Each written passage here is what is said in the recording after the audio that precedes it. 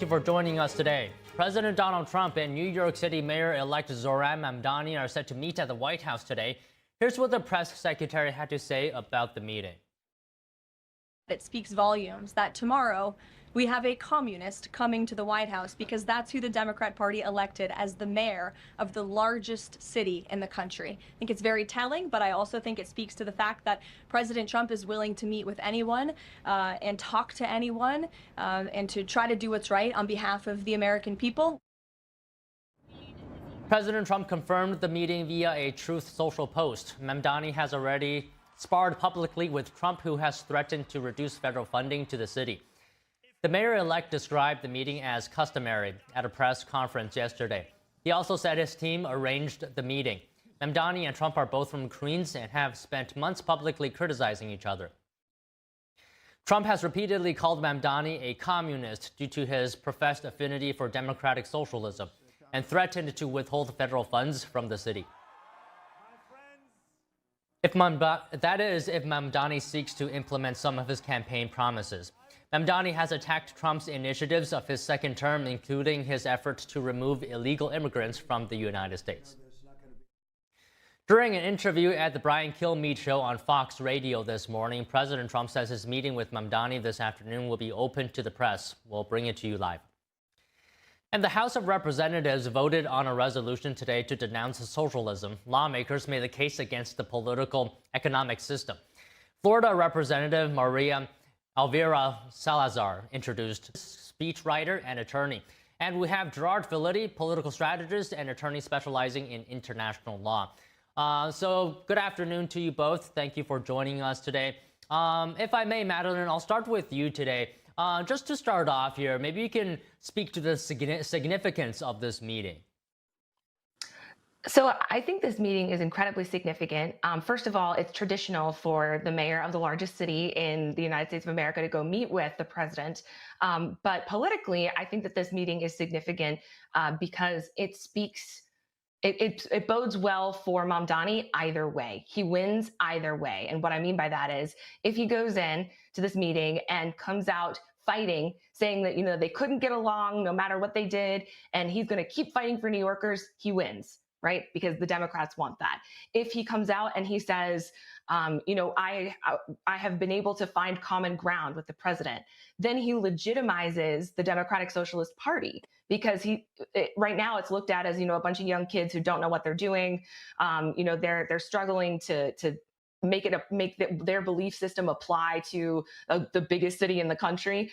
But I think if he goes in there and is sensible and reasonable, which I believe that he will be, and they can actually work together to try to get something done, I think that he ends up legitimizing his entire party. So it's a win for him either way. Okay, Gerard, Madeline says it's a win for Mamdani either way at the end of this meeting. Can you talk to us about how you view this meeting, its significance? This is a meeting between the man who changed the face of the Republican Party and the man who's changing the face of the Democratic Party. So in a way, this is the president of the Republican Party versus the future of where the Democrats go from here. And both have revitalized and brought new voters into the fold and excited voters to propel them into office. What's really significant today is that there is such a clash of ideologies. And at the end of the day, the question is whether Zohran Mamdani can actually govern effectively and not just use slogans and speeches to propel himself to power. And that is what this meeting will show, whether Mamdani is serious as an elected official, whether he can transition from a candidate to an actual mayor, and whether he can govern. And Donald Trump is someone who has been very effective in the last 150 days, 200 days of office, of setting the agenda for the nation. And whether Mamdani can actually find common ground or not, there is so much opposition built into Mamdani even before he assumes the office that we need to see where to go from here, and today's meeting will be telling. So, Madeline, earlier you talked about some of the objectives, perhaps, that Mamdani could have in mind going into this meeting. Can you go a bit deeper into that? Can you list us a few more goals for President Trump and Mamdani going into this meeting? Yeah, so it's very interesting because I think President Trump, for lack of a better term, game recognizes game. Right. So I think what he will see is that Zohran Mamdani invented sort of this affordability, not that he invented the word, but he sort of coined it for the problem of our time, right? The political problem of our time. And I think he's obviously recognized that as a major thing, because I watched him dodge using that word during his McDonald's speech the other day. He was like, whatever the cost of living problem that we have is.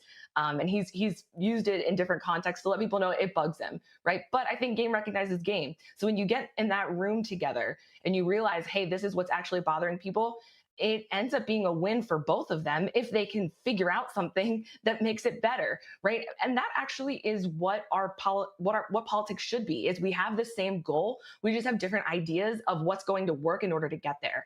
And I don't think that Trump is an ideologue, right? I don't think that he's tied to any piece from the Republican Party, right? He's taken 10% of Intel shares, or proceeds that come in, right? He doesn't care whether it's a socialist thing or not. He doesn't care what the label it is that you put on it. He'll find a different label, just like Zohran Mamdani found a label. They know how to communicate with people, and I think that they will know how to put the for lack of a better word, complications, I guess, aside and work together on what actually matters.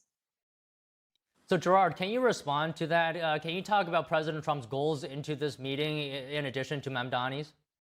I think President Trump's goals, in addition to Mamdani's, President Trump's goals are to ensure that his policies are implemented. And by that, I mean he has a focus on law and order and on the economy. He wants to improve both. He wants to make sure that immigration crackdowns are followed through in New York City. He wants to be sure that New York City is a safer place to live. And that means enforcing the laws, not substituting social workers for police officers. I think Donald Trump will see a push to regulate taxes, to make them lower, to make regulations less burdensome on businesses, which is the opposite of what Mamdani wants to do. So going into this, I think they have vastly different visions of how to achieve a better New York. Where they may find common ground is, ironically perhaps, with real estate development. I think both men see that there is a need for additional affordable housing units, and how you get there might very well be a benefit of incentivizing companies to build and going and eliminating a lot of the regulations that have been a red tape. But at a very basic level, the difference between these two men is staggering. One sees a free market economy as the way forward in improving affordability and the ability of people to live in New York. The other sees a socialized system where you tax the rich and give benefits to everyone that's simply not sustainable and has been historically shown to do damage to cities and economies. Both you and Gerard have raised this issue of common ground numerous times now. So I want to follow up on that. What is the level of cooperation do you expect to see from the two? How much common ground really do they have, Madeline? Yeah, so I think they have a tremendous amount, actually, of common ground. We talked about it in terms of their ability to communicate. We talked about it in terms of being able to be in tune with what they know the American people want, and that it serves both of their interests to, for example, make housing more affordable and easier to access. I agree with that, most everything Gerard just said. I think that the potential problem area here, right, is that Trump likes for people to submit to him.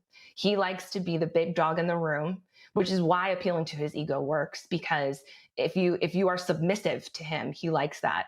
And Mamdani is not a submissive kind of guy. I think he's very respectful in a way that anybody should be. But when it comes to Mr. President, you're this, Mr. President, you're so great, in a way that we've seen foreign dignitaries do, right? And Trump has reciprocated by saying, we may not agree on things, but I'm going to take great care of you. I don't know if we'll necessarily see that here, because even though they have a tremendous amount of common ground in terms of their policy goals, I think that in practice, if people don't submit in terms of their ego to President Trump, it complicates things quite a bit. Okay, so Gerard, if the situation calls for some form of negotiation by the two parties, and I suspect probably there may be, what leverage does each side have? What cards does Trump have to play, and what cards does Mamdani have?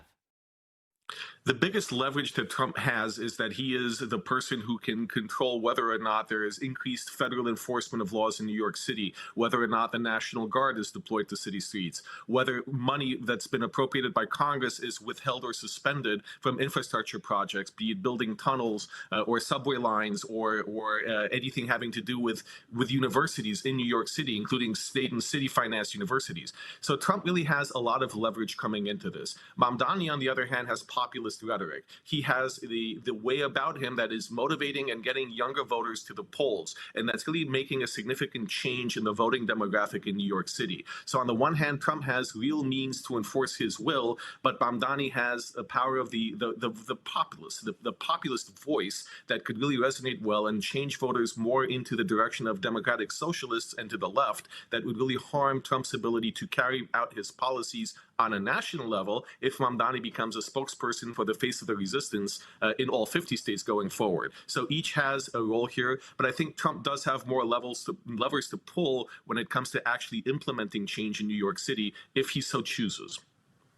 I think you're totally right about that. And I think that's a thing that people are missing. And the other thing that people are missing is that it's still a win for Mamdani if he comes out and shakes hands with President Trump, because again, it will legitimize the notion of the Democratic Socialist Party being a legitimate party in the United States. Okay, Madeline, maybe you can continue this idea. If we're talking about negotiations, how do you think the conversation will go when they touch on the topics of affordability, immigration enforcement, and sanctuary city policies? So I think they will go differently for different subjects that you just brought up.